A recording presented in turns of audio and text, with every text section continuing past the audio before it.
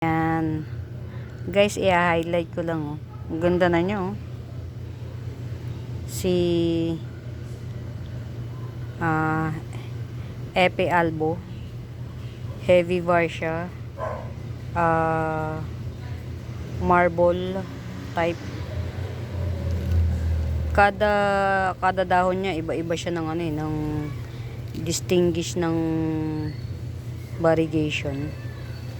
Actually, magsimula tayo sa pinakalumang dahon. Ito yung pinakalumang dahon niya. Yan, ito yung pinakalumang dahon. Tapos ito yung sumunod. Yan. Ay, ito pa, meron pang mas luma ito, oh.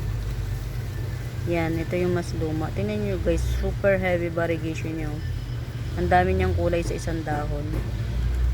Dark green, and white. Sa sobrang super white niya na talaga, ang puti na ng old niya, nalulusaw. Usually naman ganyan. Ito yung pang tatlo. Ito yung pang apat niya na dahon.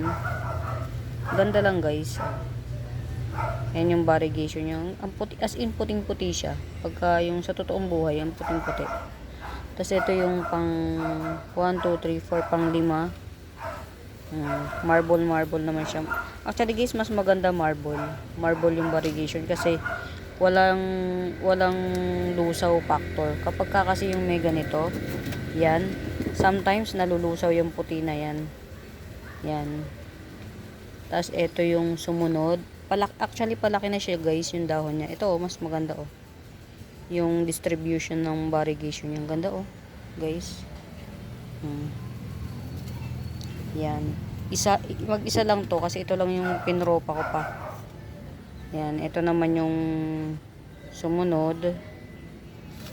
Tapos ito yung sumunod. Yan. Ito pag pinlex ko to, mura na lang kasi propagation ko. Pero ayan, oh, meron na ulit. Ang dami na niyan dahon. Parang ilan ba? 1, 2, 3, 4, 5, 6, 7, 8, 9 dahon. Nung pinropa ko to, parang 5 lang yata. Sa sobrang tagal na niya, nagdagdag na siya ng nagdagdag ng dahon. Yan, flex ko lang si Epe Albo na good gene siya.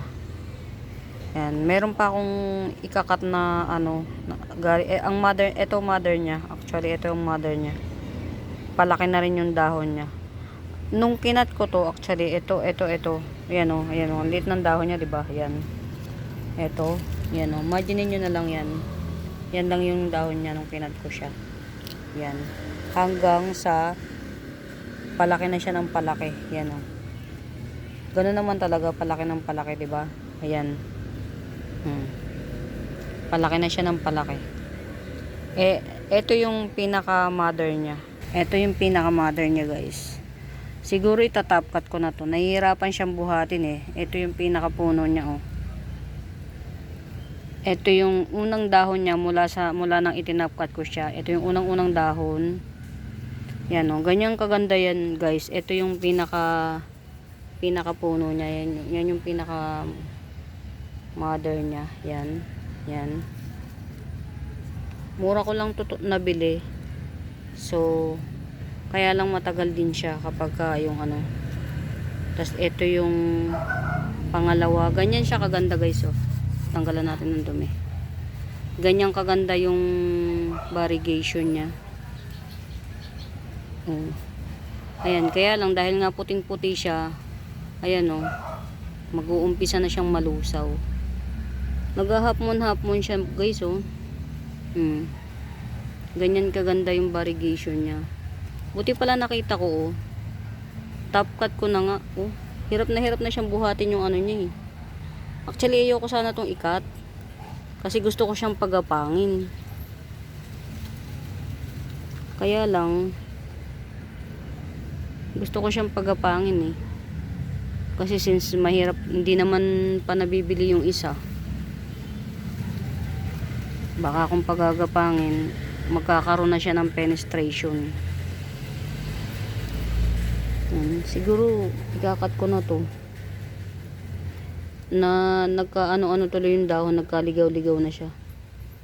Kasi tumutumba siya eh. Hindi niya kayang i-hold yung niya na tumayo siya. Kailangan hawakan mo. O, tinan mo, tumutumba siya. Sayang naman.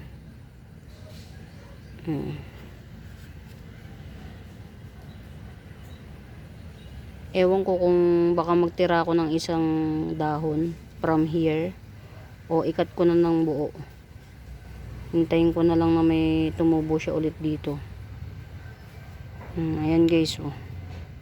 Ito yung pinanggalingan ng pinlex ko. Yan yung mga dahon niya, oh. Yan, oh. Ang gaganda. Yung isa, oh. Ayan, oh. Half moon siya. Tapos ito, oh. Ayan yung oldest leaf niya pa. Ayan. Yan. Ganyan siya kaganda. Yan yung pinanggalingan nito. Yan. Yan ang pinanggalingan. Ganyan siya kaganda guys. Nasa training seedling bag lang yan, ah. Maliit lang yan. Nasa training seedling bag lang yan. Pag yan nilagay nyo sa mas malaking seedling bag, boom kagad to. Laki kagad nito. Ang ganda ng variegation niya. Mahal na siya. Hindi na siya ganun kamura syempre. Si variegated Epi Albo. Yun.